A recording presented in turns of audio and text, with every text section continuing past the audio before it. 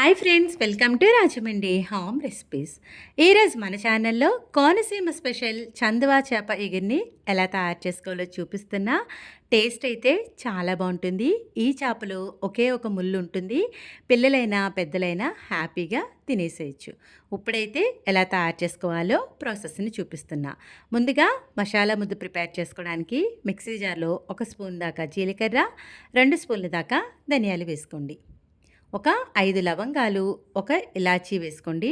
1 inch దాకా దాల్చిన చెక్క వేసుకుంటే సరిపోతుంది. పువ్వుని క్రష్ చేసి వేసేసుకోండి. పావు స్పూన్ దాకా మిరియాలు వేసుకుంటే ఫ్లేవర్ బాగుంటుంది. మసాలా ముద్ద కొంచెం తిక్కగా ఉండడానికి 2 టేబుల్ స్పూన్స్ దాకా గసగసాలు వేసుకోండి. గసగసాలు వేయడం వల్ల ఫ్లేవర్ చాలా బాగుంటుంది.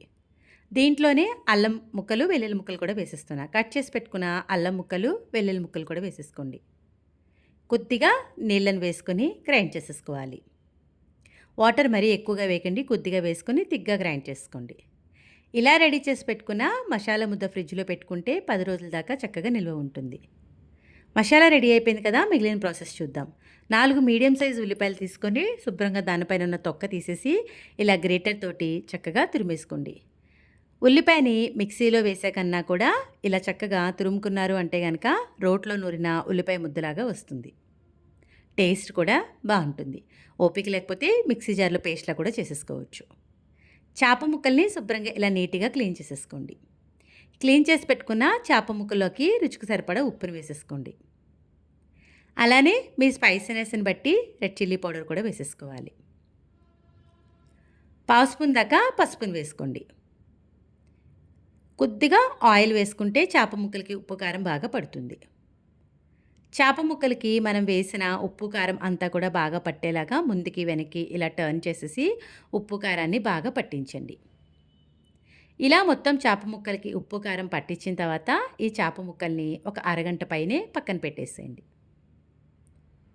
ఒక 30 మినిట్స్ పైనే పెట్టండి. స్టవ్ ఆన్ చేసి ప్యాన్ పెట్టి ఆయిల్ వేసుకోండి. హీట్ అయిన తర్వాత క్లీన్ చేసి పెట్టుకున్న కరివేపాకు, ఒక 4 పచ్చిమిర్చిని చీలికల్లా కట్ చేసి వేసుకోండి.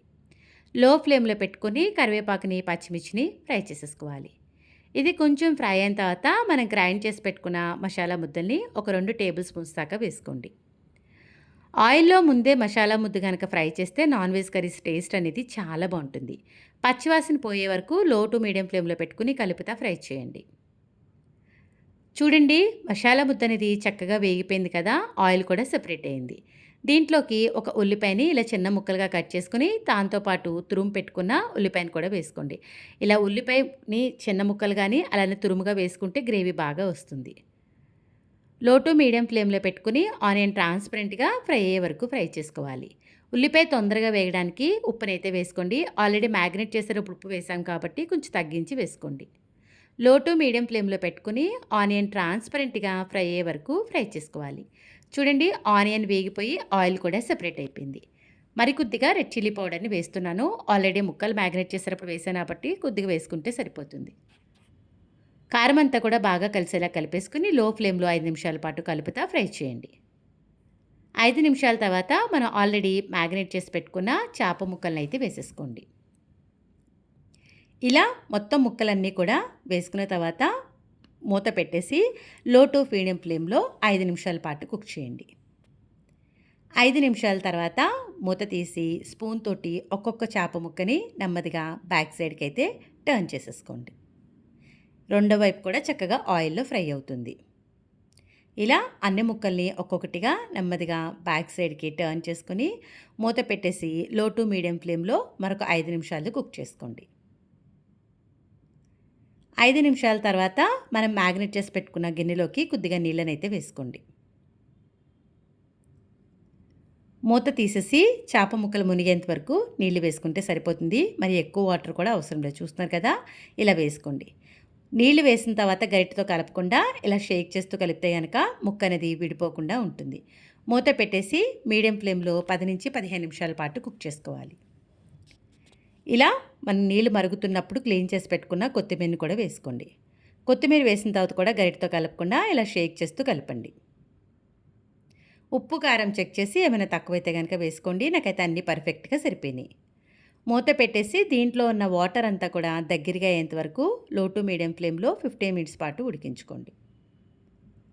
గరిటెతో కలపాలి అనుకుంటే గనక చాలా జెంటిల్‌గానే కలపాలండి. లేదు అనుకుంటే చేప ముక్క విడిపోతుంది. చూడండి ఆయిల్ అంతా కూడా ఈ విధంగా పైకి తేలిపోయి దగ్గరగా అయిపోయిన తర్వాత స్టవ్ ఆఫ్ చేసుకోవాలి. అంతే ఎంతో టేస్టీగా ఉండే కోనసీమ స్పెషల్ చందువా చేప ఇగురైతే రెడీ అయిపోయింది. మీరు కూడా ట్రై చేసిన తర్వాత ఎలా వచ్చిందనేది మీ అమూల్యమైన ఫీడ్‌బ్యాక్‌ని నా కామెంట్ సెక్షన్‌లో తెలియజేయడం మర్చిపోవద్దు. మీ అందరికీ నా వీడియో నచ్చిందనే అనుకుంటున్నా. Thanks for watching my video. Please like, comment, share, subscribe my channel.